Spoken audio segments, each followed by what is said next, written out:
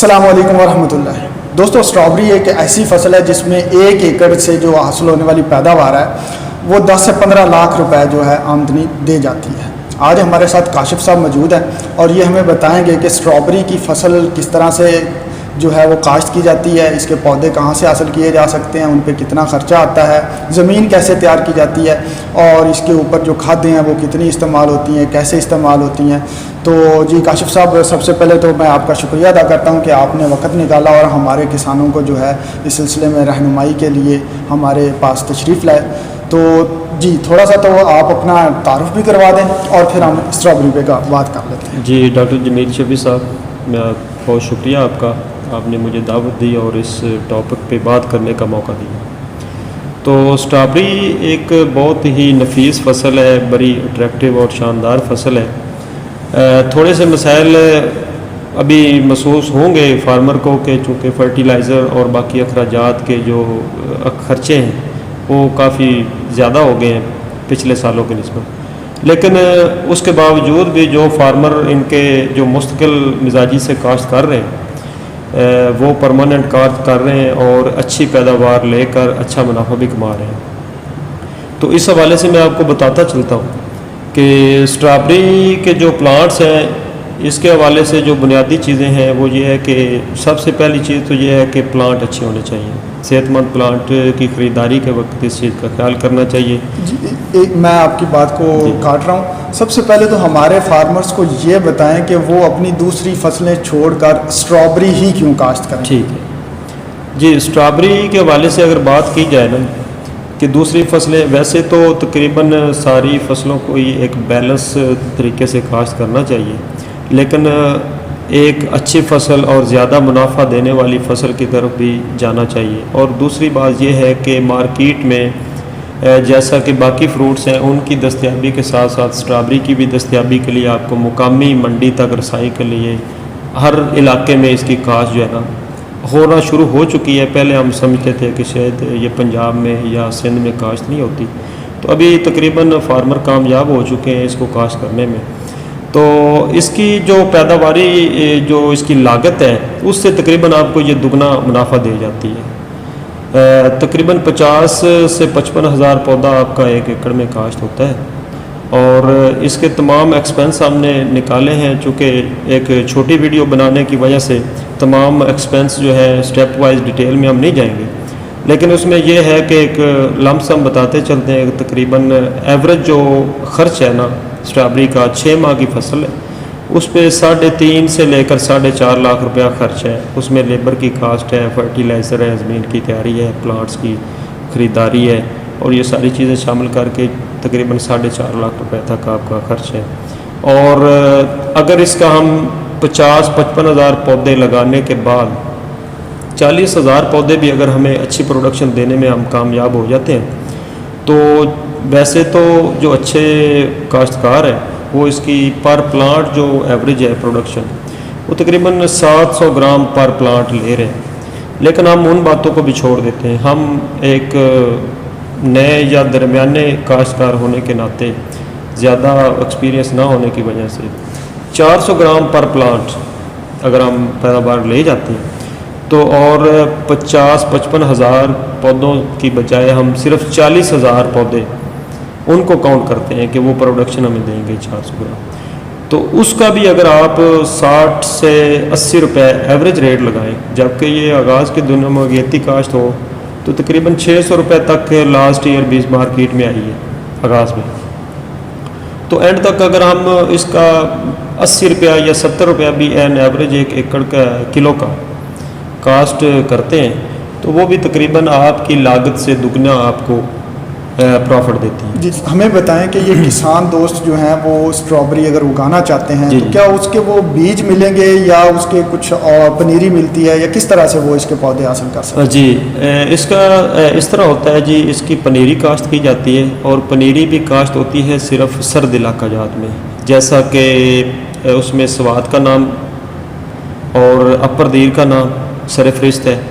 और पौधे जो अपर दीर के हैं वो समझा जाता है कि स्वाद के पौधों से भी ज़्यादा सेहतमंद हैं, ज़्यादा अच्छे हैं। इन्वायरमेंट की वजह से या उधर इतना ज़्यादा अरसा नहीं हुआ वहाँ पे इसकी जो नर्सरी तैयार होने में, तो रिपीटेडली आपको भी पता है जैसे पेस्ट कंट्रोल का जो मामला होता है, पेस्ट का जो अटैक होता है, जो एक फसल एक ही ज़मीन में रिपीटेडली काश्त की जाती है तो वहाँ पे इसकी जो है ना पेस्ट का जो हमला है वो ज़्यादा होता है, तो उस वजह से भी।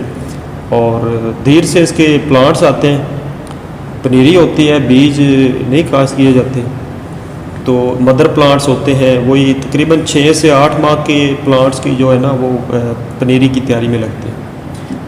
यानी कि 6 से 8 माह जो है वो पनीरी तैयार करने पे लगते हैं। और ये पंजाब में नहीं, ये ठंडे इलाकों में जो हमारे सवात है और इस तरह के जो हैं वहाँ पे इसकी पनीरी काश्त ऐसे ही बिल्कुल पंजाब और में, सर्दियों में वो पनीरी जो है वो पंजाब में काश्त कर ली जाती है। ऐसे ही बिल्कुल। तो अगर हमारा कोई किसान दोस्त इसको काश्त करना चाहता है तो वो किस तरह से वो पनीरी, क्योंकि अब पंजाब में तो पनीरी है नहीं, तो वो कैसे जो है वो पनीरी मंगवा सकता है, या फिर वो वक्त से पहले पनीरी की बुकिंग करवाता है, क्या प्रोसीजर है इसका? उसके लिए सर इस तरह है कि तकरीबन काश्त का जो तल्लक है हमारे पंजाब में, इसका तल्लक है हमारे जो मुकामी दर्जा हरारत है, जिस इलाके में हम काश्त करने जा रहे हैं उसका दर्जा हरारत है, तो तकरीबन 32 प्लस माइनस जब दर्जा हरारत होता है तो वो तकरीबन इसके लिए सूटेबल है। कुछ दोस्त 35 डिग्री सेंटीग्रेड तक भी इसको काश्त करना शुरू कर देते हैं, और अगेती काश्त लेने की वजह से उनका मुनाफा भी अच्छा हो जाता है। उनको कुछ मसाइल का सामना ज़रूर करना पड़ता है, लेकिन जब अर्ली उनका फ्रूट मार्केट में आता है तो रेट अच्छा मिल जाता है। तो बाकी इसका जो ख़रीदारी का सिस्टम है वो बहुत से प्लेटफॉर्म हैं स्ट्रॉबेरी की पनीरी के जो है ना वो ख़रीदने के। डायरेक्ट किसान स्वाद या देर जाके ख़ुद भी पनीरी ख़रीद सकता है। और उसके अलावा मैं भी तकरीबन इस काम से मुंसलिक हूँ पिछले 2 साल से, और हम एक खान ट्रेडर एग्री बिज़नेस के प्लेटफार्म से जो है ना वो भी पनीरी दस्तयाब कर रहे हैं अपने किसानों को, और सेहतमंद अच्छी पनीरी और मुनासिब रेट पर। जो बुकिंग का इसका तरीक़ाकार है, अगर जिस तरह अभी आज हम तकरीबन 15 सितंबर ये हमारी वीडियो शूट हो रही है, तो अक्टूबर के एंड में, अगले माह के एंड में इसकी सप्लाई शुरू होगी, तो 1 माह पहले इसकी जो है ना बुकिंग का आगाज़ तो हो जाता है तकरीबन। तो इस वक्त अगर आप स्ट्रॉबेरी की पनीरी बुकिंग में ख़रीदते हैं तो आपको जो काश्त के पीक के सीज़न होता है ना उससे तकरीबन आपको काफ़ी सस्ती पड़ जाती है। इससे आपका एकड़ का जो है ना 30 से 40 हज़ार रुपये के एक्सपेंस जो है ना वो आप बचा सकते हैं अगर आप एडवांस बुकिंग में पनीरी अवेल कर लेते हैं। बार वक्त और सेहतमंद पौधा जो उसने प्लाट जो डिसाइड किया होगा, अगर खुद विज़िट करना चाहे तो वो खुद विज़िट करके भी जो है ना अपना प्लाट फिक्स कर लेता है कि ये प्लाट मेरा है। तो ये जो पनीरी जब हम बुक करवा लेते हैं तो हमें जब उसकी डिलीवरी चाहिए होगी तो वो क्या प्रोसीजर है? आपको कितने दिन पहले बताना होगा कि हमें जी पनीरी जो है वो चाहिए? जी अच्छा, पनीरी की अगर आपकी एडवांस बुकिंग में आपने बुक कर ली या सीज़न के दिनों में भी अगर आप राब्ते में आए हैं और आपने पनीरी परचेज़ की है, बर वक्त तो नहीं लेते कि इधर खेत तैयार किया हो, तैयारी की हो और फौरी आप जो है ना उधर। उसके लिए यही तरीक़ाकार किया जाता है कि आपके साथ जब राब्ते में होते हैं किसान दोस्त, जब अपनी ज़मीन की तैयारी कर लेते हैं, नीचे काला मल्चिंग शापर बिछाते हैं, और जब उनको हमें वो 2 दिन पहले बता देते हैं कि 2 दिन बाद या 3 दिन बाद हमें पनीरी चाहिए, तो जिस डेट का जिस टाइम का वो हमें बताते हैं उस दिन उनको उसी दिन फ्रेश पनीरी खेत से निकाल कर उनको डिलीवरी की जाती है, और वो उनके जो करीब का बिल्टी का अड्डा होगा वहाँ तक वो जा रही है। तो इसमें पनीरी के डैमेज होने का तो कोई ख़तरा नहीं होता कि रास्ते में डैमेज हो जाए या वो मुरझा जाए या कोई इस तरह का? नहीं सर, इस तरह ये है कि वो पटसन के जो बोरी होती है उसके अंदर इसकी सप्लाई होती है, और इसकी सबसे बड़ी खूबी ये है कि जो पनीरी है ना उसके पत्ते आपके किसी काम के नहीं होते। पत्ते पहले तो यही होता है कि उधर से ही जब खेत से निकाले जाते हैं तो इनके तमाम ऊपर से लीव्स जो हैं पत्ते हैं वो कटवा दिए जाते हैं। हमें चाहिए होता है सिर्फ उसका क्राउन और जड़ का हिस्सा। तो ये तकरीबन जो पनीरी हम इधर दोबारा फिर काश्त होती है ना, वो सिर्फ वो आपको क्राउन और जड़ का हिस्सा चाहिए। वहाँ से नई जो फोट निकलती है फ्रेश, जब आप खेत में उगाने के लिए लगा देते हैं तो उसी को आपने कामयाब बनाना होता है। तो इसके मुरझाने का या ख़राब होने का कोई मसला नहीं होता। 3 से 4 दिन भी आपकी जो है ना अगर आपने मंगवा ली है और अगले 2 से 3 दिन भी आप उसको एक छाँव में अच्छी जगह पे रख कर रिपीटेडली बार बार उसको पानी से शावर कर रहे होते हैं तो वो पनीरी आपकी तकरीबन 2 से 3 दिन तक जो है ना ख़राब नहीं होती और महफूज रहती है। जी काशिफ भाई, अब हमें थोड़ा सा ये भी बता दें कि थोड़ा सा मुख्तसर तरीके से कि इसकी ज़मीन पे कितना ख़र्चा आ जाता है, खाद पे कितना हो जाता है या पेस्टिसाइड्स वगैरह पे एक रफ आइडिया जो है हमारे किसानों को। सर इसकी जो पैदावारी टेक्नोलॉजी है जिसमें सबसे पहले अहम पहलू जो है ना वो इसके अखराजात का है। सबसे पहली चीज़ जो है वो ज़मीन की तैयारी है। ज़मीन की तैयारी अच्छी होनी चाहिए, डीप प्लोई होनी चाहिए जिसमें चिज़ल हल वगैरह है, लेज़र लेवल है, अच्छे निकास वाली ज़मीन होनी चाहिए और सबसे अहम जो बात है कड़वा पानी या कलर वाली ज़मीन। उनके स्ट्रॉबेरी के जो है ना काश्त के लिए वो इंतहाई ख़तरनाक है। तो सबसे पहले ज़मीन का चुनाव अच्छा हो, मीठी पानी वाली ज़मीन हो और ज़रख़ेज़ ज़मीन हो, पानी का निकास अच्छा हो, पानी जज़ब करने वाली मिट्टी हो। तो बाकी ज़मीन की तैयारी के एक्सपेंस है वो जिस तरह के आजकल रेट्स हैं उसके हवाले से मेरा ख्याल बात की जाए तो 15,000 रुपया ज़मीन की तैयारी में लग जाता है। 1 लाख से 1,20,000 तक आपके पौधों के अखराजात हैं। तकरीबन 20,000 रुपये आपका काला मल्चिंग शापर का अखराजात है। बाकी इसकी लेबर मजदूरी है वो हमने लमसम आपको बताया उसमें ऐड की है। तो उसके बाद आप प्लांट्स मंगवा लेते हैं, उसकी काश्त कर लेते हैं। उसके बाद लेबर के अखराजात काश्त से लेकर फसल के अख्ताम तक लेबर की मुसलसल ज़रूरत होती है। खाद कितनी लगती है? खाद की जब बात की जाए तो तकरीबन 1 लाख रुपया हमने एक एस्टिमेट लगाया है। 80,000 से 1 लाख रुपया के फर्टिलाइज़र आप एक एकड़ पे तकरीबन जो अच्छी पैदावार लेने के लिए कितनी DAP, कितनी यूरिया और कितनी पोटाश जी अच्छी पैदावार के लिए जो है ना जी वो 2 से 3 बैग जो है DAP वो ज़मीन की तैयारी में डालें। और सबसे अहम चीज़ है जो ये केमिकल खाद्य हैं ना उनको भी ज़्यादा मौसर बनाने के लिए ऑर्गेनिक मैटर है। तो अगर आपकी ज़मीन 1 माह आपको फ़ारग पड़ी है, जैसा कि अगर आप स्ट्रॉबेरी प्लान कर रहे हैं और आज सितंबर का महीना है, आगे अक्टूबर के एंड तक काश्त होगी, 1 महीना अभी आपके पास है, तो इसमें आप रूढ़ी गोबर की जो है वो गली सड़ी जो पुरानी रूढ़ी है वो 5 से 6 ट्राली फ़ी एकड़ वो डलवा दें और उनको रौनी कर दें।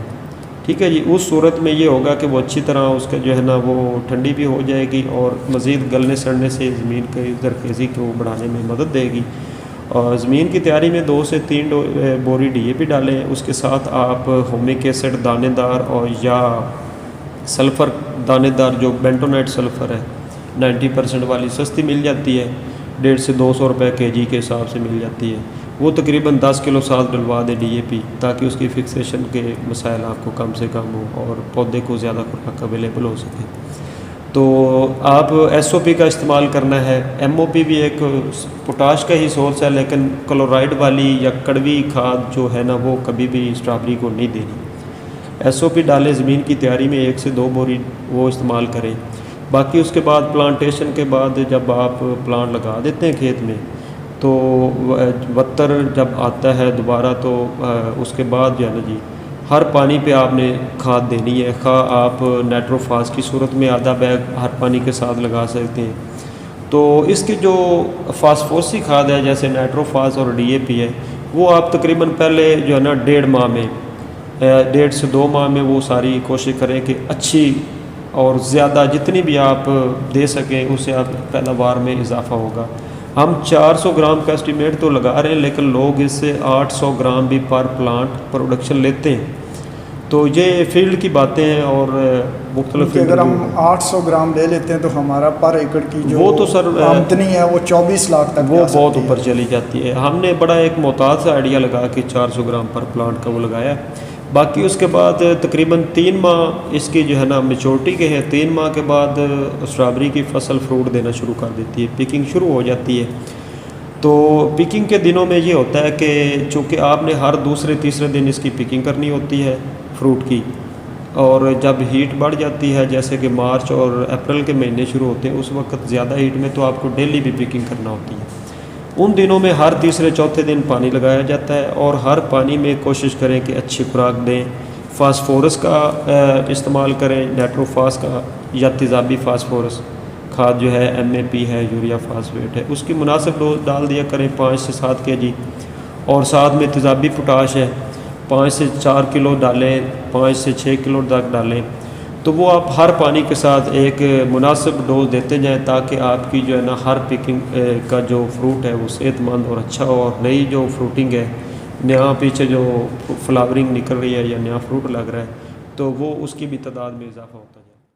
जी बहुत शुक्रिया काशिफ साहब, काफ़ी अच्छी मालूमात आपने दी। आखिर में मैं आपसे ये कहूँगा कि आप अपना एक तो नंबर यहाँ पे बोल के भी बता दें, मैं स्क्रीन पे भी वैसे तो चला दूँगा, कि अगर किसान दोस्त आपसे कोई रहनुमाई लेना चाहें या इसकी जो पनीरी है उसकी बुकिंग करवाना चाहें या ख़रीदना चाहें तो किस तरह से रब्ता कर सकते हैं? जी मेरा नाम काशिफ अमीर भट्टी है, और मोबाइल नंबर मेरा नोट कर लीजिएगा।